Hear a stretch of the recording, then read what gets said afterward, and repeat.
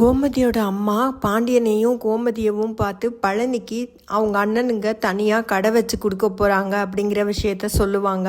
பழனி உங்ககிட்ட இதை சொல்லும்போது நீங்கள் எதுவும் மறுப்பு சொல்ல வேண்டாம். உங்கள் பசங்கள்லாம் நல்ல நிலைமைக்கு வரும்போது நீங்கள் வளர்த்த பையன் அவனும் நல்லா வரணும்னு தானே நீங்கள் நினைப்பீங்க.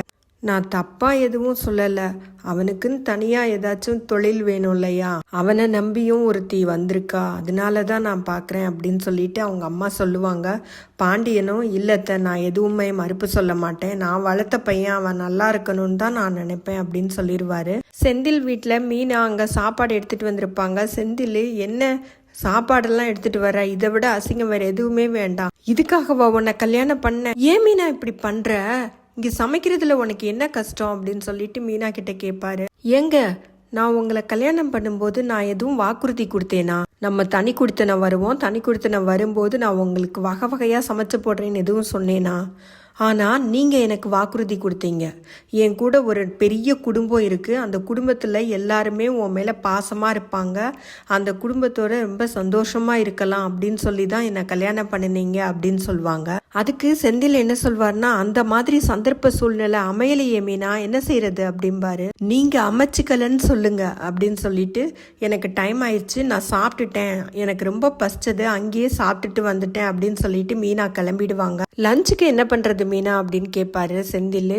மீனா வெளியிலே சாப்பிட்டுக்கோங்க அப்படின்னு சொல்லிடுவாங்க. எவ்வளவு நாளைக்கு தான் வெளியில சாப்பிடுறது மீனா, வெளியில சாப்பிடுறது உடம்புக்கும் நல்லதில்லை மீனா. என்னதான் சொன்னாலும் மீனா கண்டுக்க மாட்டாங்க. மீனா கிளம்பி போயிடுவாங்க. செந்தில் அவர் தலையெழுத்த அவர் தான் மாத்தணும். கோமதி ஹாலில் உட்காந்துருப்பாங்க. பழனிக்கு ஃபோன் பண்ணி வர சொல்லியிருப்பாங்க. பழனியும் அங்கே வருவார். அரசியும் அங்கே தான் இருப்பாங்க. சுகன்யாவையும் கூப்பிடுவாங்க. சுகன்யாவையும் கூப்பிட்டதும் பழனி, என்ன விஷயம்க்கா, என்னக்கா விஷயம், ஏன் ஒரு மாதிரி உட்காந்துருக்க, என்ன விஷயம்னு சொல்லு அப்படின்னு சொல்லிட்டு கேட்பாரு. ஏண்டா நீ கடை வைக்க போகிறேன் அப்படிங்கிற விஷயத்த ஏன்டா என்கிட்ட முதல்ல சொல்லலை, ஏன்டா அம்மா கிட்ட சொல்லி அனுப்பிச்ச என்கிட்ட பேசுறதுக்கு, நீ நல்லா இருக்கக்கூடாதுன்னு நான் எப்படிடா நினைப்பேன், என் கூட பிறந்த தம்பிடா நீ, என் கூடவே இருந்தவன் நீ நல்லா இருக்க கூடாதுன்னு நான் எப்படிடா நினைப்பேன், நீ ஏன்டா இன்னொருத்தர்கிட்ட சொல்லி எங்ககிட்ட பேச சொல்ற, நீ ஏன் நேரடியா சொல்லலாம்ல, இனிமே என்னமோனா எங்ககிட்டயே பேசு, நாங்க நீ நல்லா இருக்க கூடாது அப்படின்னு நினைக்கவே மாட்டோம்டா, எப்பவுமே நல்லா இருக்கணும்னு தான் நினைப்போம் அப்படின்னு சொல்லுவாங்க. பழனி கோமதி கிட்ட, அக்கா மச்சான்கிட்ட சொல்லிட்டியா, மச்சானுக்கு தெரியுமா அப்படின்னு கேட்பாங்க. நானும் மச்சானும் இருக்கும்போது தான் அம்மா இதை சொல்லிச்சு எங்ககிட்ட, மச்சானுக்கு தெரியும் அப்படின்னு சொல்லுவாங்க. அவர் என்ன சொன்னாரு அப்படின்னு கேட்பாங்க. அவரும் ஒன்றும் சொல்லலை, மறுப்பு சொல்லலை அப்படின்னு சொல்லுவாங்க.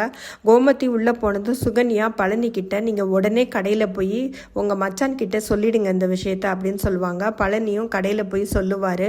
அதான் பாண்டியனுக்கு ஏற்கனவே விஷயம் தெரியுங்கிறதுனால, நீ தாராளமா கடை தரடா, நீ நல்லா வரணும்டா, நல்லா இருக்கணும்டா அப்படின்னு சொல்லிட்டு சரவணனையும் கூப்பிட்டு சொல்லுவாரு. சரவணனும் கை கொடுத்து ரொம்ப சந்தோஷப்படுவாரு. மாமா கடை திறக்க போறியா, என்கிட்ட சொல்லவே இல்லையே மாமா அப்படின்னு சொல்லிட்டு நல்லா அவரை வாழ்த்துவாரு. பாண்டியன், இதோ வெளியில போயிட்டு வந்துடுறேன் சரவணா, கடையை பார்த்துக்கோ அப்படின்னு சொல்லிட்டு வெளில கிளம்பிடுவாரு. வீட்டில் கிச்சன்ல கோமதி, சுகன்யா, அரசி 3 பேரும் இருப்பாங்க. அரசி, அப்போ இனிமேலாம் மாமா அங்கே போயிடுமா, அந்த வீட்டுக்கு போயிடுவாங்களா அப்படின்னு அவங்க அம்மா கிட்ட கேட்டுக்கிட்டு இருப்பாங்க. அப்போ சுகன்யா, அதெல்லாம் ஒன்றும் இல்லை, நாங்கள் இங்கே தான் இருப்போம், 2 வீட்லேயும் மாறி மாறி எப்பயும் போல தான் இருப்போம் அப்படின்னு சொல்லுவாங்க. ஆனால் அத்தாச்சி, பின்னாடி எதுவும் பிரச்சனை வந்தால் நீங்கள் கடையை மூடிட்டு இங்கே வந்துரு, ஏதாவது சண்டை வந்தது அப்படின்னு சொன்னால் கடையை மூடிட்டு இங்கே வந்துருன்னு மட்டும் நீங்கள் சொல்லக்கூடாது அப்படின்னு சொல்லுவாங்க.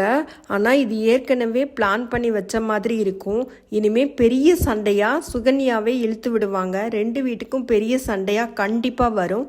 அப்படி வரும்போது பழனியை இங்கே கூப்பிடக்கூடாது அப்படிங்கிறதுக்காக வேண்டி தான் அவங்க முன்னாடியே கேட்டுக்கிறாங்க. ஏன்னா பழனி இனிமே அந்த வீட்டோடையே சேர்ந்து இருக்கணும் அப்படிங்கிறது தான் சுகன்யாவோட எண்ணம்.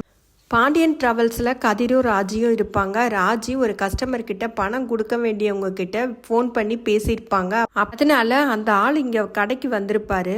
என்னம்மா நீங்கள் வீட்ல எல்லாம் ஃபோன் பண்ணி பேசுகிறீங்க, ரொம்ப கராராக பேசியிருக்கீங்க, ரொம்ப கோவமாக பேசியிருக்கீங்க அப்படின்னு சொல்லிட்டு சொல்லுவார். ஆக்சுவலாக ராஜி ஃபோன் பண்ணும்போது அந்த ஆள் இருந்திருக்க மாட்டார். அந்த ஆள் வீட்டில் இருக்கிற அவங்க ஒய்ஃப் தான் அந்த ஃபோன் எடுத்து பேசியிருப்பாங்க. அதனால அவங்க என்ன சொன்னாங்கன்னு தெரியாது. இந்த ஆள் ரொம்ப கோவமாக வந்துட்டு ராஜி கிட்ட பேசுவார்.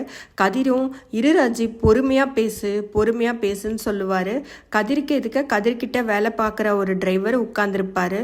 ராஜியும் அந்த கஸ்டமர் கிட்ட, அங்கே சர்வீஸ் பண்ணினதுக்கு தானங்க காசு கேட்குறோம், நாங்கள் வண்டியை கரெக்டாக அனுப்பிச்சோம்ல, எங்கள் சர்வீஸில் ஏதாச்சும் ஏதாச்சும் பிரச்சனை இருந்ததா அப்படின்னு கேட்பாங்க. இல்லை, ஆனால் இந்த 9,000லாம் எனக்கு ஒரு அமௌண்ட்டே கிடையாது அப்படின்னு சொல்வார் அந்த ஆள்.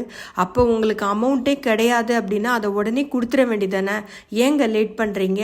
எங்களுக்கு அது பெரிய அமௌண்ட்டு, உங்களுக்கு வேணால் அந்த தொகை பெருசாக ஒன்றும் இல்லாமல் இருக்கலாம் அப்படின்னு சொல்லிட்டு ராஜி சொன்னதும் அந்த ஆள் 9,000 எடுத்து கொடுத்துருவாரு.